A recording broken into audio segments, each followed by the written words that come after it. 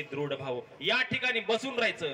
बाळूमामा मेंढर घेऊन आले, संध्याकाळ झाली तरी हे दोघे तिथंच.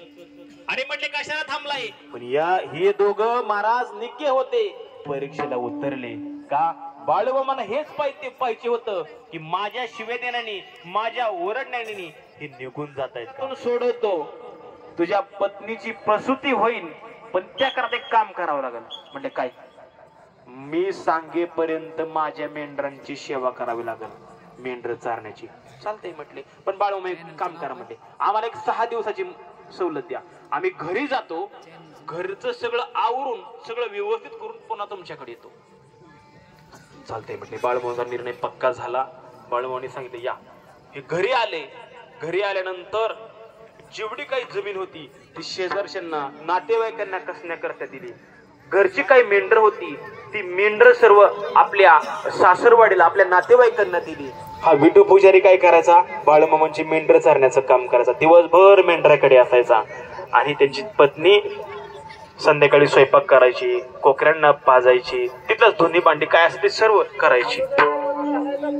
महाराजांनी एक दिवस, एक दोन, काही थोडे दिवस दाम्पत्य घरी आले आणि घरी आल्यानंतर 27 महिने पूर्ण झाले होते. 27 महिने पूर्ण आणि 28व्या महिनी कोणाचाही महाराज आश्रय न घेता बाळूमामांच्या कृपा आशीर्वादाने त्या विठू पुजाऱ्याच्या पत्नीचं महाराज बाळंत झालं आणि सुंदर अशा मुलाने जन्म दिला. बोला बोला बाळूमामाच्या नावानं, बोला बाळूमामाच्या नावानं.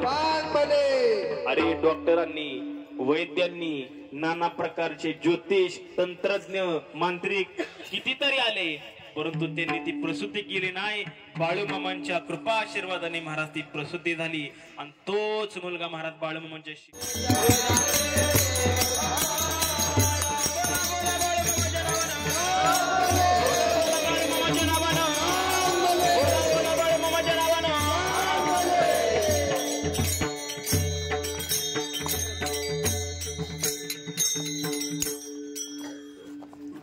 सर्वांनी बाळूमामांच्या भजनामध्ये रंगून जाऊया. 1-2 मिनिट सर्वांनी भजन करायचंय. सर्वांनी हात वर करा आणि माझ्या पाठीमागे म्हणायचं बरं का सर्वांनी, कंजूसपणा कोणी करायचा नाही. बघा बाळूमामाला माहिती कोण कंजूसपणा करेल म्हणण्याकरता. चांग बला रा चांग बला बाळूमामा चांग बला.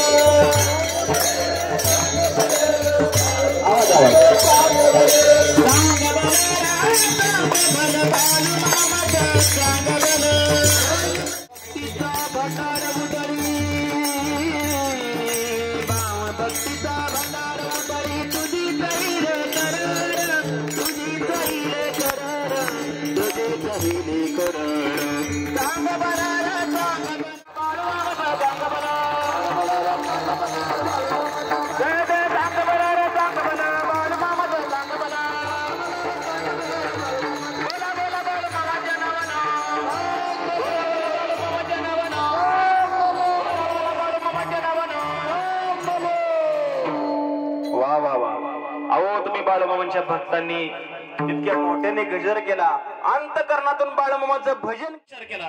बाळूमामांची सेवा करा. मेंढ्या माऊलींना चाऱ्याचं महाराज चाऱ्याचा नियोजन करा.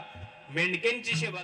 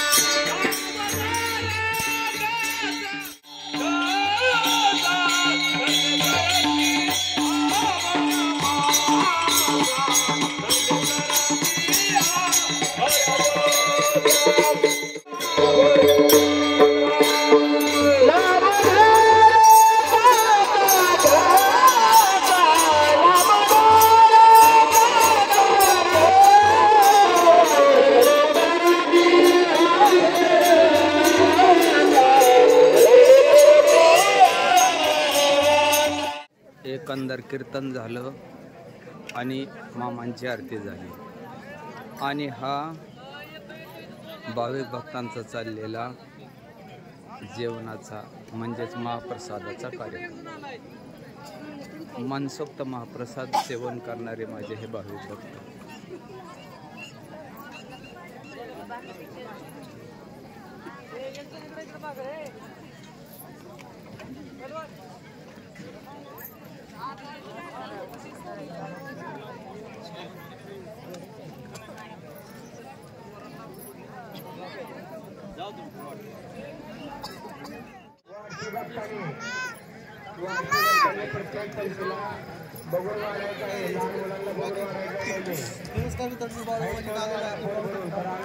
एकंदर कीर्तन झालं, आरती झाली आणि एकंदर मनसोक्त महाप्रसादाचा लाभ घेणारे माझे बाळू मामाचे भाविक भक्त।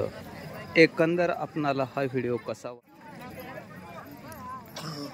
आणि आप्पा महाराज नरोटे या चॅनलला लाईक करा, शेअर करा आणि सबस्क्राईब करायला मात्र विसरू नका। धन्यवाद। एकंदर कमेंटमध्ये आपण चाललेला हा जेवणाचा कार्यक्रम अवश्य कळवावा। ओके। रामकृष्ण हरी। आप्पा महाराज नरोटे या चॅनलमध्ये आपल्या सर्वांचे सहर्ष स्वागत करीत आहे आणि हृदयापासून हृदयापर्यंत प्रेम करणाऱ्या माझ्या रसिक मायबापांच्या चरणी सादर प्रणाम। एकंदर बाळू मामाच्या तळावरील बागा क्रमांक 15 आणि या ठिकाणचा संपूर्ण व्हिडिओ आपल्याला कसा वाटला तो मला कमेंटद्वारे कळवा व आप्पा महाराज नरोटे या चॅनलला लाईक करा, शेअर करा आणि सबस्क्राईब करायला मात्र विसरू नका। धन्यवाद।